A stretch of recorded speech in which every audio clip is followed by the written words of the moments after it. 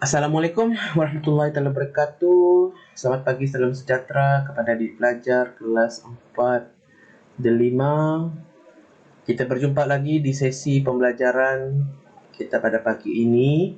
Apa kabar kamu semua? Cikgu harap kamu semua berada dalam keadaan yang sihat-sihat dan baik-baik sahaja. Jadi pada minggu lepas, kita telah belajar mengenai konsep dan juga contoh-contoh migrasi. Dan mesti adik-adik pelajar tertanya-tanya, apakah faktor-faktor yang menyebabkan orang-orang itu ataupun penduduk, setengah penduduk bermigrasi. Jadi untuk persoalan tersebut, cikgu akan menjawabnya pada pagi ini di dalam topik faktor-faktor yang mempengaruhi migrasi.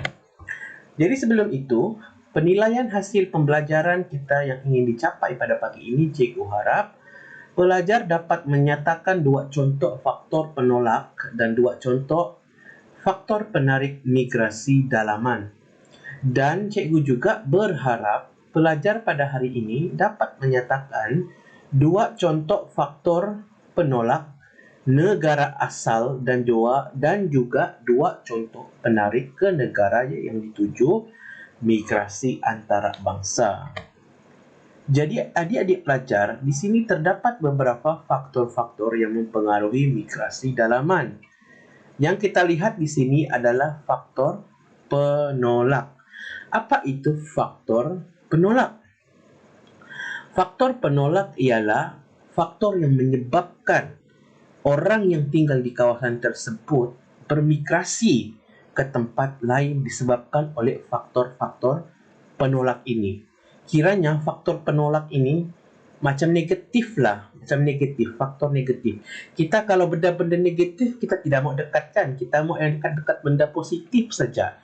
Jadi key point di sini adik pelajar kena ingat sejak senang bila sebut tentang faktor penolak, ia adalah perkara yang tidak disukai orang dan sudah tentu benda itu adalah negatif.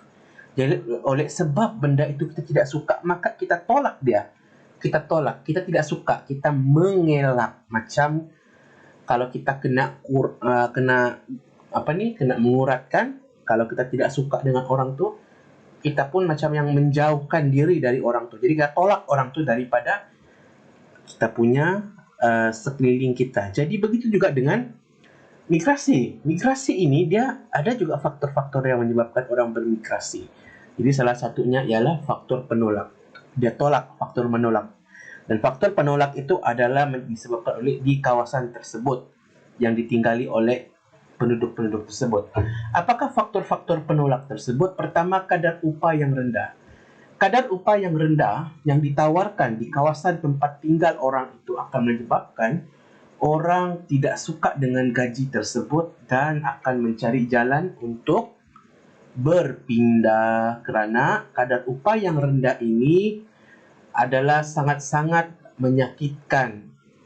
Jadi orang pun tak suka. Jadi itulah yang menyebabkan orang yang tinggal di satu kawasan itu berpindah.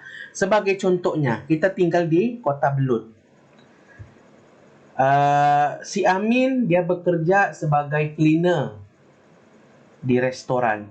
Gaji yang dia dapat di restoran itu adalah, di restoran Kota Belud yang dia kerja adalah 500 satu bulan. Tetapi gaji cleaner di restoran sana di KK, di Kota Kinabalu, gaji yang ditawarkan adalah Rp1.500 satu bulan. Jadi agak-agak si Amin yang kerja di Kota Belud ini, kalau dia nampak gaji yang tinggi itu, agak-agak dia tertarik tidak? Sudah tentulah dia tertarik sebab gaji dia besar. Kerana gaji yang dia terima di restoran di Kota Belud tempat dia kerja sebagai cleaner itu adalah rendah. Maka itulah yang menyebabkan si Amin ini berpindah ke tempat lain yang dia berpindah di tempat lain kerana gaji yang ditawarkan di tempat lain itu lebih lumayan berbanding gaji yang dia diterima di tempat asal dia kerja. Jadi itulah yang dinamakan sebagai faktor penolak. Kedua adalah peluang pekerjaan terhad. Kalau di Kota Belud, cikgu bagi contoh Kota Belud sajalah. Di Kota Belud, peluang pekerjaan yang ditawarkan di sini cuma 200 pekerjaan saja yang memohon lebih kurang 20,000 orang. Jadi agak-agak tawaran pekerjaan yang ditawarkan itu mencukupikah tidak? Sudah tentu tidak cukup. Maka oleh sebab peluang pekerjaan yang terhad ini, orang-orang di sesuatu kawasan itu bermigrasi ke tempat lain mencari peluang pekerjaan yang lebih baik. Dan itulah yang menyebabkan mereka tolak tidak tinggal di kawasan yang tepat daerah ataupun tempat tinggal mereka itu disebabkan oleh faktor peluang pekerjaan yang terhad ini. Dan yang ketiga ialah kekurangan kemudahan perkhidmatan. Misalnya, cikgu bagi contoh. Si Aisyah, dia tinggal di kampung A.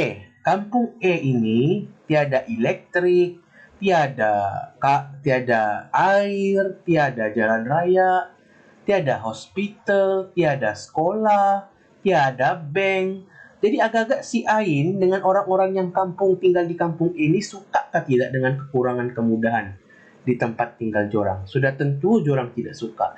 Maka oleh sebab itu mereka mencari jalan untuk pindah keluar ke tempat yang baru kerana kerana fasiliti kemudahan perkhidmatan di tempat asal jorang itu adalah sedikit. Dan faktor yang keempat adalah kekurangan peluang pendidikan. Misalnya tadi yang cikgu cakap, si Aisyah tu kan, si Aisyah ni dia mau sekolah. Adik-adik dia mau sekolah, tapi tiada pula sekolah di tempat diorang. Tiada sekolah. Jadi lepas tu sudah tentulah si Aisyah ni dia mau pindah kan. Sebab tiada sekolah, dia pun mau belajar juga. Jadi oleh sebab itu, maka si Aisyah pun berpindahlah di tempat diorang kerana kekurangan peluang pendidikan. Lepas tu kan faktor penarik. Ini faktor penarik. Tadi faktor penolak. Faktor penarik yang menyebabkan seseorang itu berpindah adalah seperti macam yang cikgu jelaskan tadi, kadar upah yang tinggi. Ini yang menarik orang untuk berpindah. Macam tadi yang cikgu sebut, si Amin kerja di daerah Kota Belud sebagai cleaner, gaji dia 500. Tapi di KK, gaji cleaner kena tawar 1,500. Jadi kadar upah yang tinggi begini yang menyebabkan si Amin tadi itu sudah tentulah berpindah ke daerah Kota Kinabalu. Sebab kadar upah yang diberikan lebih tinggi daripada di Kota Belud. Kemudian banyak peluang pekerjaan. Macam tadi cikgu katakan, di Kota Belud, peluang pekerjaan diberikan cuma 200. Tapi pemohon untuk bekerja lebih kurang 20,000 orang. Tapi di KK, peluang pekerjaan yang ditawarkan lebih kurang 30,000. Begitu. Katalah, contohlah, 20,000 lah. Taklah 20,000.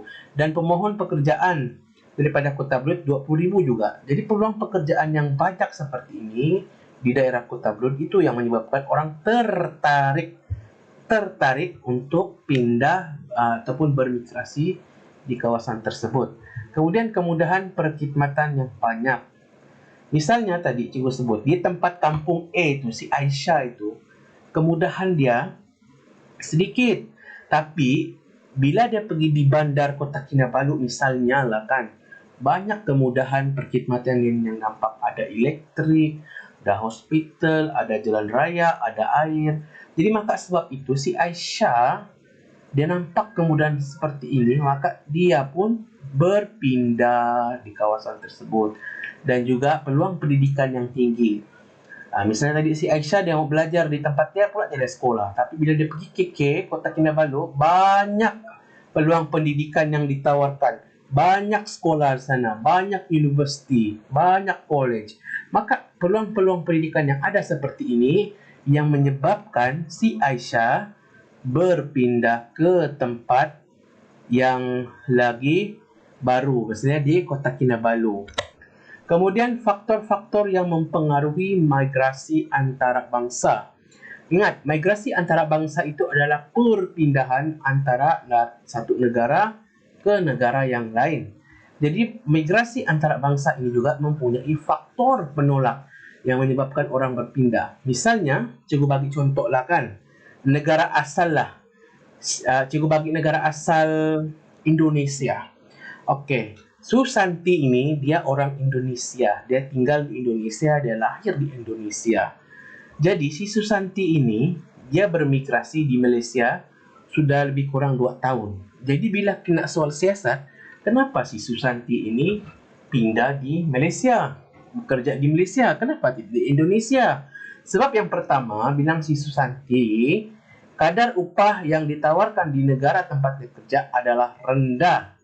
Macam Susanti cakap, kerja sebagai security di sana, gaji yang dibagi cuma 1.200.000 rupiah lah, kata 200.000 rupiah bersamaan dalam 200 ringgit atau 100 ringgit di Malaysia. Tetapi di Malaysia gaji security di sini lebih kurang dalam 1.200. Lumayan kan? Jadi sebab kadar upah yang rendah ini menyebabkan si Susanti rasa terbeban kerana tidak berbaloi kerja di tempat sendiri. Maka itu yang menyebabkan Susanti yang lahir di Indonesia ini bermigrasi pindah ke Malaysia kerana kadar upah yang ditawarkan di Malaysia adalah lebih baik berbanding di Indonesia. Kemudian peluang pekerjaan yang terhad. Peluang pekerjaan yang terhad di negara asal juga, misalnya si Susanti ini dari Indonesia, peluang pekerjaan ditawarkan sana sangat terhad. Kerja security dia cuma ditawarkan lebih kurang dalam 200 pekerja, tapi pemohon yang memohon kerja security lebih kurang dalam 50,000 orang.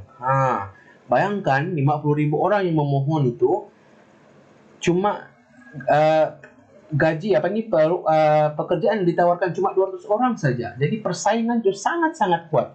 Jadi oleh sebab itu si Susanti pun pindahlah di Malaysia. Jadi seterusnya adalah ketidakstabilan politik. Ketidakstabilan politik juga akan menyebabkan seseorang itu bermigrasi daripada negara asal ke tempat negara yang baru. Misalnya pergolakan politik di satu negara-negara perang misalnya, yang selalu berperang nih, yang sikit-sikit berperang. Oleh sebab itu negara yang tidak selamat ini, maka rakyat yang tinggal di sana pun berpindahlah di negara yang baru. Kemudian dasar kerajaan yang menekan rakyat juga akan menyebabkan rakyat yang daripada negara asal itu rasa tertekan dan akan berpindah ke negara baru untuk mencari rezeki yang lebih baik. Kemudian bencana alam. Bencana alam ini seperti gempa bumi, puting beliung, ribut taufan, tsunami ini juga menyebabkan faktor penolak. Kenapa orang yang tinggal di tempat itu menolak tinggal di sana? Kerana bencana alam ini menyebabkan kematian dan kerosakan dan kerugian dan sebagainya. Maka sebab itu orang yang tinggal di kawasan bencana alam ini berpindah ke tempat yang lagi bagus, kerana dengan berpindah di tempat yang lebih bagus, kehidupan akan lebih selamat dan terjamin. Kemudian faktor-faktor penarik negara yang dituju. Macam yang cikgu cakap tadi, si Susanti dia pergi Malaysia kan. Apa yang menyebabkan si Susanti ini pergi Malaysia daripada Indonesia? Kadar upah yang tinggi, macam yang cikgu jelaskan tadi. Kadar upah yang tinggi di Malaysia dan lebih lumayan menyebabkan Susanti pindah di Malaysia. Kemudian peluang pekerjaan yang tinggi. Contohnya di Malaysia, pekerjaan security yang ditawarkan dalam 30,000. Tetapi pemohonan sedikit. Jadi ini adalah satu peluang kepada Susanti untuk bekerja di negara kita kerana dia boleh memohon kerja sebagai security kalau dia mau. Sebab itulah peluang pekerjaan yang tinggi. Yang ketiga ialah peluang pendidikan yang luas. Peluang pendidikan yang luas di suatu tempat dan kawasan atau negara itu akan menyebabkan orang daripada negara asal itu berpindah ke negara kita. Misalnya kita di Malaysia, peluang pendidikan kita sangat-sangat luas. Kita banyak universiti, kita banyak sekolah, kita banyak kemudahan-kemudahan yang disediakan di sekolah. Jadi orang ramai yang tengok macam tu kan dia rasa jealous, dia rasa wow gitu. Jadi itu yang menyebabkan dia berpindah ke negara kita. Kemudian kestabilan politik. Kestabilan politik di negara kita juga misalnya menjadi tarikan kepada negara-negara luar untuk bekerja di negara kita. Kerana negara kita ni setakat politik dia stabil, tidak ada perang sana sini, tidak ada gaduh sana sini, kan? Jadi oleh sebab kestabilan politik ini, orang dari negara luar yang tengok diorang suka dengan negara kita. Maka oleh sebab itu diorang pun pindah di negara kita. Jadi adik-adik pelajar, untuk topik pada hari ini, adik-adik pelajar kena ingat faktor-faktor migrasi yang cikgu jelaskan tadi itu dia ada dua, yaitu dari segi faktor migrasi dalaman dan juga antara bangsa. Daripada migrasi dalaman yang tadi cikgu jelaskan itu, dia ada faktor penolak dan faktor penarik. Ini yang adik-adik kena ingat. Faktor penolak itu apa yang menyebabkan orang menolak tinggal di tempat orang dan berpindah ke tempat yang baru itu. Dan apakah faktor menarik yang menyebabkan mereka itu berpindah di tempat yang baru. Begitu juga dalam konteks migrasi antara bangsa. Apakah faktor-faktor penolak yang menyebabkan orang itu berpindah dan apakah faktor-faktor penarik orang itu berpindah ke tempat negara yang dituju. Itu yang adik pelajar kena tahu dan ingat di dalam topik faktor-faktor migrasi ini. Jadi untuk topik yang seterusnya kita akan belajar pula mengenai apakah kesan-kesan yang kita dapat lihat dalam konteks migrasi ini dari segi sosioekonomi dan sebagainya. Jadi untuk hari ini itu saja untuk kita pelajari dan cikgu ucapkan terima kasih kepada pelajar yang mendengar sisi penerangan cikgu pada pagi ini. Terima kasih atas komitmen Anda dan kita jumpa lagi. Assalamualaikum warahmatullahi wabarakatuh.